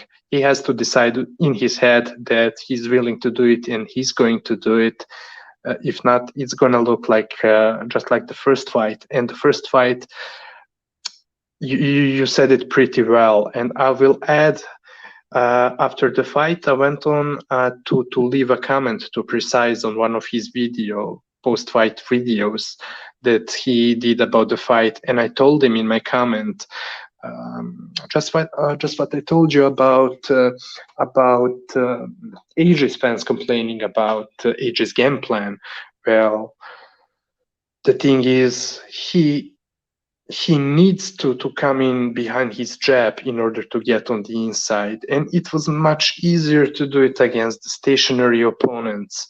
And I started a film study before the fight of this, let's say, new Joshua or post Ruiz Joshua, and will show many interesting things about AJ and his fighting and his skills, game plans in the future. But Yeah, one, people are really got to pay attention to biology and sort of biomechanics. Irrespective of whether Usyk comes in the ring heavier than Joshua, he's always going to be the faster man because he's a naturally smaller guy and he has faster feet and faster hands. So even if Joshua decides to shed his muscle and comes in a little bit lighter, Usyk is still going to be the faster guy. So the same problems are going to be there. So you have to counterbalance the speed issue with something else. So if Joshua's trainer can understand that, then he has a chance. Absolutely. yeah. So that's it. He's going to eat something every time he comes in. Uh, that's a fact, and it's all about how willing he is to get there on the inside. But one last very important point that I wanted to make about this last fight in between Wilder and Fury, to give Deontay Wilder a kind of backhanded compliment. I mean, yeah, great chin, great heart. I cannot stress it enough. Really great, but you already said a few words about this thing where he's just not willing to improve himself, but is willing to get the shit kicked out of him. And that's a real problem. I mean, at the same time, as boxing fans, we certainly appreciate the heart that he's showing, but at the same time, he's showing the ignorance. Now, it may be also the reason that he saw this fight much more than what it really was, and maybe that it surely gave him even more willingness to be ready to die in the ring against Fury. But the differences between him and the other warriors in the ring that we know, their fights were at least close, and they were willing to try to do better from the technical standpoint. And look, while it's still great to see a fighter showcasing heart like him, I also must criticize his entourage. Doesn't matter if it's his team that is working with him in his camp. Like you mentioned, he had a very extremely expensive um, camp for this fight, but also people around him that are showing him support. You know who I'm talking about, certain channels on the internet. Now, I do understand Wilder at one, because at the same time, I do understand him because no one was showing him love. He was always being criticized for a good reason, for a very good reason, because people were not criticizing him for the sake of criticizing him. They were criticizing him because of what he admitted himself, that he's not willing to improve, and the lack of skills was evident in all of his fights, even fighting the biggest bonds in the world. It was pretty apparent. But I mean, they gassed him up. I don't know. I believed that he never believed that the Glowgate is true, but the way he was behaving after this last fight, it really made me wonder. Maybe he really started believing into it. And imagine those idiots that were leading him. By the way, sorry for the cursing, but those guys led him into a slaughter. He was fighting a much superior fighter who doesn't have the same punching power. But like we said, I mean, like I mentioned earlier before you jumped on, I said that it's much better to get sparked out with one punch KO than to take that kind of prolonged beating in two fights in a row. Uh, Corruption. Uh, I haven't told you, but I told to some people on the internet. Since the seventh or the eighth round on, I was praying for Deontay's health. It was just so, and it was so stupid to be angry at his corner for stopping the fight, and the way everybody in this third fight was behaving around him, even the referee and the ring doctors, etc. I really had an impression that they were scared to stop it because they knew that Wilder doesn't want it to get stopped until he gets KO'd. But it's so they looked to me, they looked like an uncompetent bunch of fucks, because you are the Nevada Athletic Commission. You are the referee. You are the ring doctor. You have all the rights to tell him, let me do my job. I know when it's enough. It's not to you to up to you to tell me. And it was so painful to me to see the beating that he was taking for nothing, and the yes men from his team that are there only to collect the checks. I mean, fucking terrible. Yeah, well now we see the essence of why Mark Breland had stopped the previous fight, simply to prevent his fighter from taking a sustained and protracted beating that could perhaps have long-term repercussions. That's a trainer who cares about the duty of his fighter. So if he has to, confront any of Deontay's family, at least he could say, look, you can criticize me for stopping the fight prematurely all you want, but I've invested a lot of time. Deontay is somebody I care about. Hence, that's why I did it. I gave him an opportunity to fight another day. But in this fight, Deontay had probably relayed to Malik Scott that under no circumstances do I want you to intervene to stop the fight. And that's one of the reasons why Wilder employed Malik Scott. He's got no history of training fighters. The man capitulated for Deontay in Puerto Rico. So how can you have any respect for a trainer who took a dive against you and you've beaten him up in the fight? Fantastic point. You Yeah. know, what is that all about? That's just madness. And there's somebody who he can, pay next to nothing as well. So it's just another yes man to hold up the pads, just boost his confidence, when he's bench pressing, 320 pounds, you can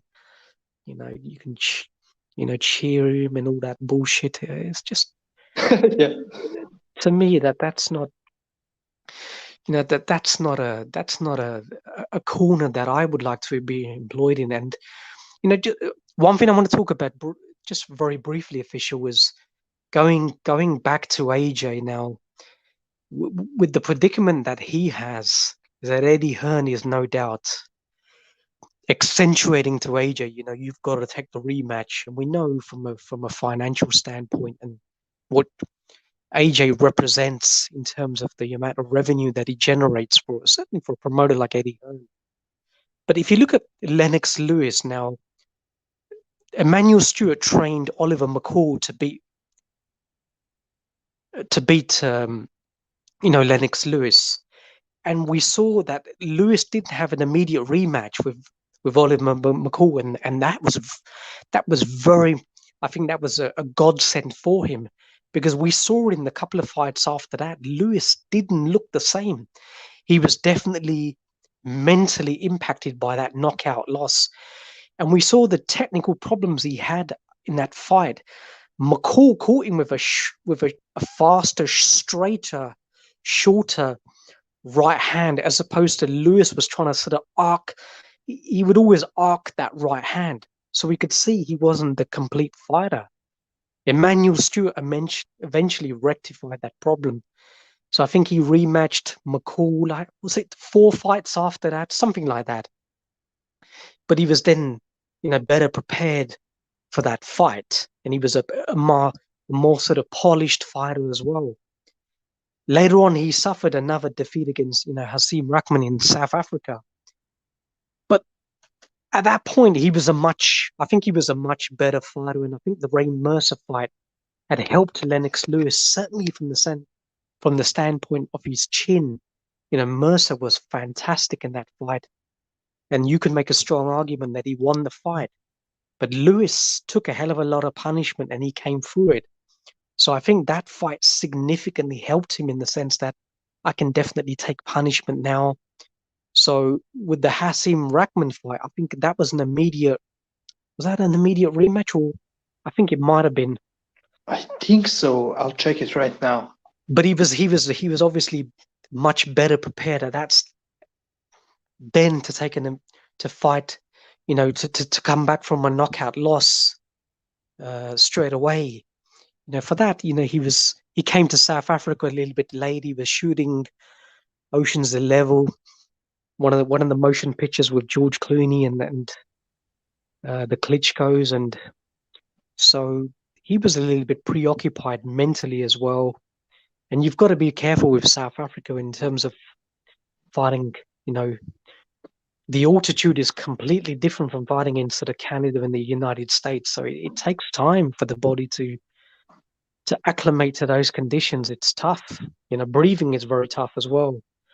So I mean, I know I grew up there, so it's not straightforward. Um, but he was definitely better, and we saw what he did with Hasim Rahman in the rematch. You know, just obliterated him. You know, with one of his best knockouts. So with Joshua, the loss of confidence that he suffered, you know, against Ruiz was still apparent in the rematch, and we saw him just completely, you know, submit his A game and employ a negative sort of running around tactics in a much bigger ring. And you can do it. You can do that against somebody whose training camp is sort of Pizza Hut, but you know, up against a conditioned season, a hungry, a road warrior he's got everything, may have not even reached his optimum level as well. That's a much that's a more difficult task. So for Joshua, if those demons are still prevalent within him, especially psychologically, then a rematch may not be advantageous straight away. A lot of people are talking about, you know, making changes in his corner.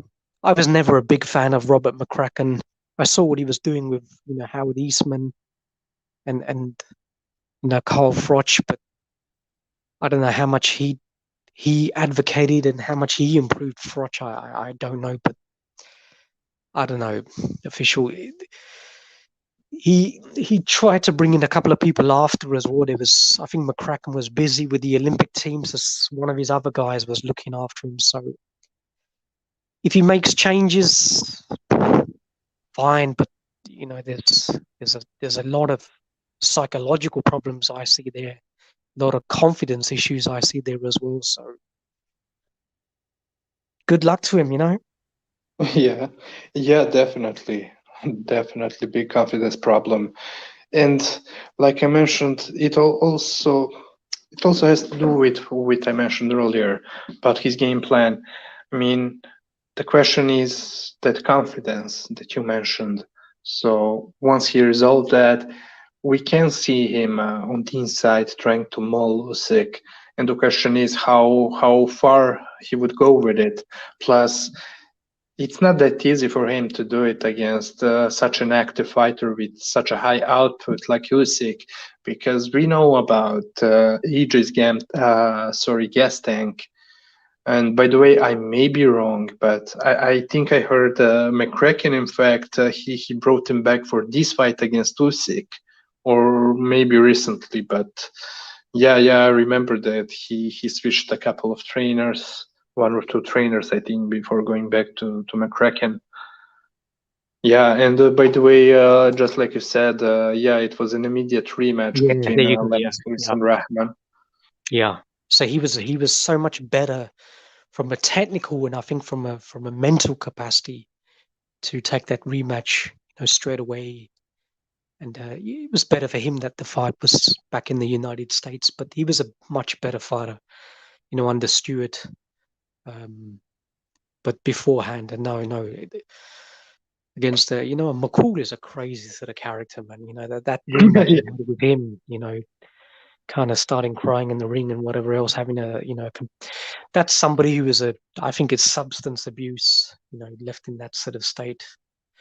But yeah, we'll see with Joshua. We'll see. One thing you know, he'll be dedicated to the rematch. He'll have a long camp. He'll try and make whatever changes. He'll stay in shape. So yeah, it should be a decent one. It'd be nice if the fight, you know, happened in the Ukraine in Kiev at the Olympic Stadium, but I don't know. I don't think Usyk is going to be too bothered about where it is. He's already, you know, Yeah, demonstrated, you know, geography is irrelevant to him. Just give him a ring, a referee, and that's all he needs. exactly. The ultimate road warrior, not not some guy going from state to state in the US. But yeah, and right after the fight, Usyk mentioned he expressed his idea to have a rematch in Ukraine on a Dynamo Kiev stadium, if I'm not wrong, or the Olympic Stadium. Don't know exactly, but that's what he wants. He ideally wants to fight AJ there, but we know, yeah, that Eddie Hearn straight out refused that idea. Later on, I think a week or two ago, I read that when being asked again about the fight possibly taking place in Ukraine, he said we are going to look who gives us the best offer money wise, but we Yeah, know in advance it's probably not going to happen in Ukraine, which really sucks because if anyone in this world, it's Usyk that deserved it yeah. after being such a fantastic road warrior. But K2 is a money-making operation as well, and they want to maximize. And I'm sure Usyk wants to make as much money, although he's never forthcoming with revealing that. But he Yeah, realizes, I think, when he signed the rematch, he realized straight away, I've got two fights to make a hell of a lot of money, and make sure that my kids and my grandkids are financially secure going forward as well. So fine, wherever it is, you know, it doesn't matter. Just look forward to it.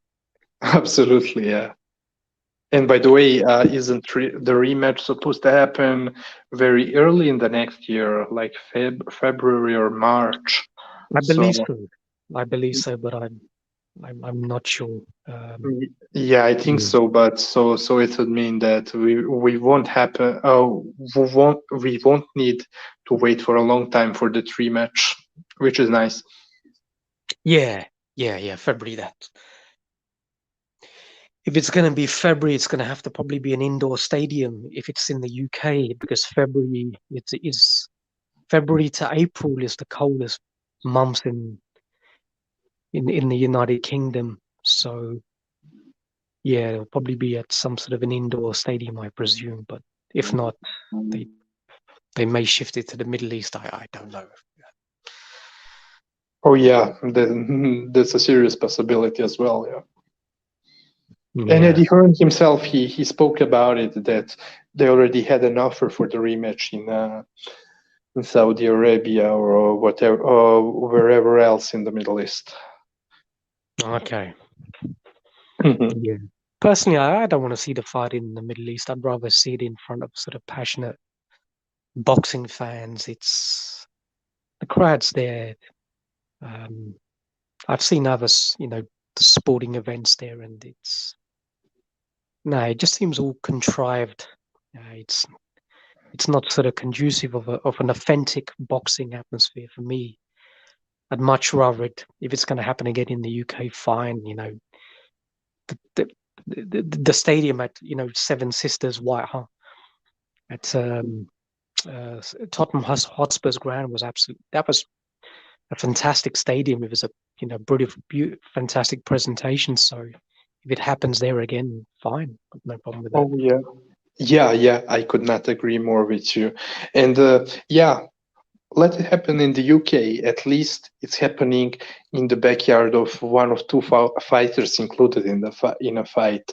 So that would be great. Plus, the UK fans, they're always going to cheer and have a good atmosphere. It's a much better atmosphere for a boxing fight than having it in the Middle East in front of the sheikhs, etc. Yeah. And we don't know how many fans are going to be able to travel as well to the Middle East. So you're just going to have an indigenous sort of fan base for the fight. I don't think Eddie Hearn wants that, but I don't know. Yeah, and oh yeah, one last point. Speaking of going to the Middle East, having fights there, something that I forgot to mention. In our post-fight show after AJ versus Usyk, I mean, I I don't mean to finish on a negative note, but the thing is, people were saying that they want to see the best fighting the best, and that was their reason for wanting to see AJ fighting Fury, which no doubt would be an amazing, huge event. But I'm stressing the event, and plus, yeah, they are for sure two top heavyweight boxers. But it does not mean that the best would be fighting the best, which Usyk just proved us against AJ. So many people already had their luggage ready, their plane tickets ready, their hotel ready in the Middle East to go there and have and participate at this huge event. Yeah, and huge events, no doubt. I mean, they can do good for boxing, being that you have a boxing match, a boxing fight on such a huge scale that is so important to the whole world. But doesn't mean that the best is fighting the best. And I'm very glad for Usyk.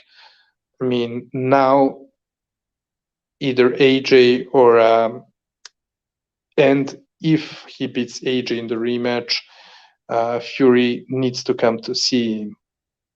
Of course, if he goes past Dillian White. So I'm very, very happy for Usyk from that regard as well. Yeah, the reason why the cruiserweights were consistently delivering tremendous fights is this golden generation of cruiserweights was always going to give trouble to a heavyweight. I knew it a number of years back. And, looking at these fighters, Usyk, Gassiev, Breeders, Dorticos, I always felt that, one of them, or perhaps even two of them, had the possibility of going up and doing damage because they've just got the right balance between speed, power, mobility, which I think the big heavyweights certainly lack in that sense. So no surprise to me that they were going to cause an upset. I think, Gassiev's career has been very subjugated, unfortunately. I don't know what the hell is happening with him, but he's also another fighter. I think he different from Usyk, but I think he can carry the power up there, certainly on the inside. Um, he can definitely do a little bit of damage as well. So we'll see what happens. But yeah, Yeah, that's what I thought too about Gassiev because he's a very talented fighter. Now it's the other thing that Usyk made their fight look the way it looked, but it's just a testament to Usyk's amazing boxing ability. And yeah, in my opinion, I mean, I'm sorry to all the UK fans, but to me, boxing wise, skill wise, uh, I mean, if you never knew who all these guys were, if you didn't know who AJ was, who Usyk was, to me, the British fight would be. I mean, and not saying that AJ is not talented and skilled, but to me, it's probably his biggest victory. But I rate very highly all three victories against Brady's, but as well against Gassiev and Joshua. And yeah, I would. I mean, it sucks that Gassiev's career at the heavyweight division is not looking as exciting, but we'll see. And after all, he's still in his 20s, which is always confusing because he looks like he's in his 30s, man. But yeah, we'll see what's going to happen with Gassiev. yeah, but to me, he gives me the impression that he's a fighter whose prime is going to be his young 20s, maybe even mid to late. I think anything after that, I'm Yeah, not sure. I just get that feeling from a physical standpoint that he's not going to be as effective later on. So you don't want to he doesn't want to erode the prime years of his career being sort of oscillated between different sort of promotional companies and fights not happening, etc. He just great needs a point. bit Yeah. Yeah, he just needs a bit of. Although he didn't have a long amateur career, so there's not a lot of wear and tear on him. But I think his prime is right now, and maybe next two to 3 years. So they need to really move him on. If he's going to be based in Russia now, then fine. Just keep him active, 5, 6 fights, and then try and get him in. You know, try and get him. But it's difficult at the moment with the belt situation. 3 of them being with one fighter, in the WBC, and the lineal being with somebody else, and they're on a collision course somewhere down the line. So a lot of uncertainty. We don't know, but. In any case, did you cover all of the other fights? I mean, I didn't see anything. You pretty much saw the Yeah, UK and yeah. US cards. I saw. So yeah, I saw the whole main card, and I spoke briefly about the other fights, Berlanga's fight as well, Helenius versus Kovnatsky, and Sanchez winning against Ajagba. So yeah, I covered them all. But I would just like to make sure to announce to our listeners that and well, I'll also have to see it with yourself for when we are going to do the Jesse Bam Rodriguez film study show. Yeah, the fight is next Saturday, so we'll try and do it some point this week. Yeah, Not sure some when. point. Yeah, we'll try and work out a schedule, but we'll try and definitely do that. Depending on your schedule, I don't know, Wednesday, Thursday, something like that. I don't know. Yeah, yeah. I mean, I'll be available because right now at this moment, as you know, I'm not working. Okay, I'm going back to work. Yeah, this next month, the start of November. So I'm very available. So whenever you want, just let me know.